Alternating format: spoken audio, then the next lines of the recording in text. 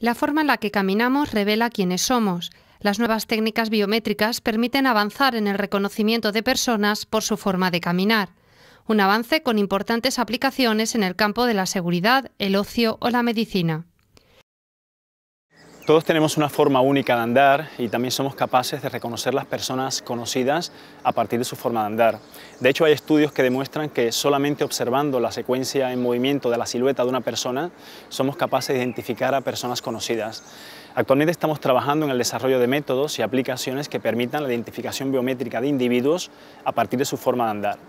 Con respecto a otras fuentes biométricas más convencionales como la cara o la huella dactilar, la forma de andar presenta una serie de ventajas como por ejemplo que no requiere la colaboración de la persona que está siendo observada, no requiere cercanía a la cámara y tampoco requiere condiciones ideales de iluminación. La investigación desarrollada por la Universitat Jaume I avanza en la aplicación de esta novedosa tecnología en el campo de la seguridad. En estos momentos estamos trabajando en el desarrollo de un sistema de videovigilancia que cae en el campo de lo que se conoce como reidentificación biométrica. Se trataría de un sistema de visión orientado a un espacio público con un conocimiento nulo sobre las personas que debe reconocer.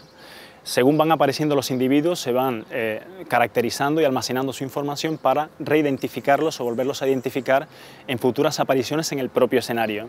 De esta manera, por ejemplo, según el lugar y el momento, varias apariciones de una misma persona podrían ser consideradas sospechosas por un operador humano que recibiría esta información. Realizar un análisis demográfico de una población, mejorar los movimientos de los personajes en los videojuegos, desarrollar prótesis médicas más efectivas o ayudar en la búsqueda de fugitivos son tan solo otras de las muchas aplicaciones que abre esta nueva tecnología. Los investigadores buscan un socio empresarial con el que abordar proyectos de I+D destinados al desarrollo de aplicaciones específicas de esta tecnología orientadas a la obtención de un producto comercial final.